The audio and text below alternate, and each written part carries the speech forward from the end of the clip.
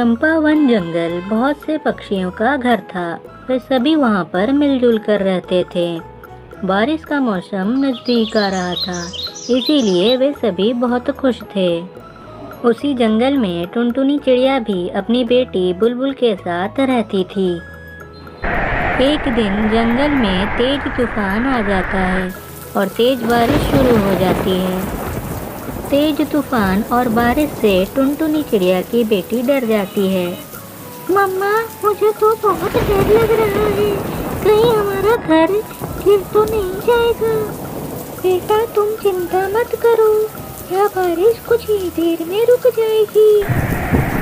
लेकिन बारिश और भी तेज हो जाती है और बहुत से पक्षियों के घर टूटकर बहने लगते हैं।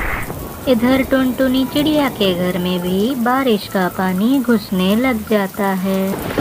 तेज तूफान और बारिश के कारण टुनटुनी चिड़िया का घर भी हिलने लग जाता है और थोड़ी ही देर में वह भी नीचे गिरकर टूट जाता है। टुनटुनी चिड़िया और उसकी बेटी घर के बाहर गिर जाते हैं। टुनटुनी चिड़िया उससे कहती है, बेटा, तुम ठीक तो हो ना? चलो जल्दी से उड़कर उस डाल पर बैठ जाते हैं। और फिर वह दोनों उड़कर पेड़ की डाल की तरफ जाने लगते हैं। मम्मा, मम्मा, हमारा घर टूट गया मम्मा, अब हम कहाँ पर रहेंगे? बेटा, तुम चिंता मत करो, हम कालू कौवे के यहाँ चलते हैं। पिछली बारिश में जब उसका घर टूटा था, तब हमने उनकी मदद की थी। और फिर वह दोनों कालू कौवे के घर के पास चले जाते हैं। टुनटुनी चिड़िया दरवाजे को खटखटाती है। कालू भैया, मैं टुनटुनी हूँ, जल्दी दरवाज़ा खोलिए। पिछली बारिश में टुनटुनी ने हमारी मदद की थी, इसीलिए हमें भी इस बार उसकी मदद करनी चाहिए। तो गोरी कौवी कहती है, अरे, बड़े आए मदद करने वाले, कहीं उनके अंदर आने से हमारा भी घोंसला टूटकर गिर ना जाए। तुम्हें कोई ज़रूरत नहीं है दरवाज़ा खोलने की। और इतना कहकर गोरी कौवी सो जाती है। चलो बेटा, लगता है कालू अंकल सो रहे हैं, हम मिट्ठू तोता के पास चलते हैं। लेकिन इस बारिश में मिट्ठू तोते का घोंसला भी टूट चुका था। वह खुद भी दूसरे पेड़ पर बैठा हुआ था। टुनटुनी चिड़िया और उसकी बेटी मिट्ठू तोता के पास पहुंचते हैं। अरे मिट्ठू भैया, अगर जल्द ही हम किसी घर में नहीं छुपे तो हम सब बीमार पड़ जाएंगे।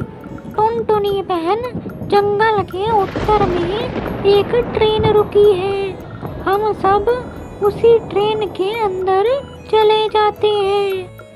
और फिर वह तीनों पक्षी उड़ते हुए उस ट्रेन की तरफ जाने लगते हैं। उन्हें दूर से ही ट्रेन दिख जाता है और वह ट्रेन के अंदर चले जाते हैं। मम्मा, यह ट्रेन तो बहुत बड़ा है, हम सब आराम से यहाँ पर रुक सकते हैं जब तक कि बारिश रुक नहीं जाती। हाँ बेटा, हम सब यहीं रुकेंगे जब तक कि बारिश नहीं रुकती।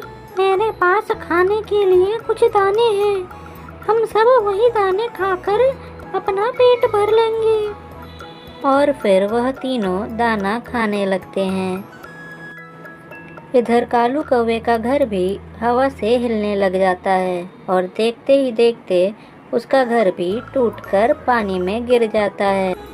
देखा गौरी कौवी, हमने टुनटुनी चिड़िया की मदद नहीं की, इसीलिए हमारा भी घर टूटकर गिर गया। वहाँ सब मुझे नहीं पता, तुम बस छुपने के लिए नया घर खोजो। वह दोनों भी बारिश से सर छुपाने के लिए इधर उधर उड़ने लगते हैं और वह जब ट्रेन की तरफ से गुजर रहे होते हैं तब टुनटुनी चिड़िया उन्हें देखकर अंदर बुला लेती है और उन्हें गेहूं के दाने भी खिलाती है।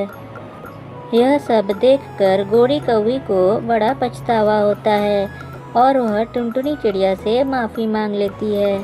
टुनटुनी बहन, मुझे माफ़ कर दो, मैंने तुम्हें अपने यहाँ पर आने नहीं दिया, पर तुमने बारिश से मेरी जान बचाई है, इसके लिए तुम्हारा बहुत बहुत धन्यवाद। और इस तरह सभी पक्षी बारिश से अपनी जान बचा लेते हैं।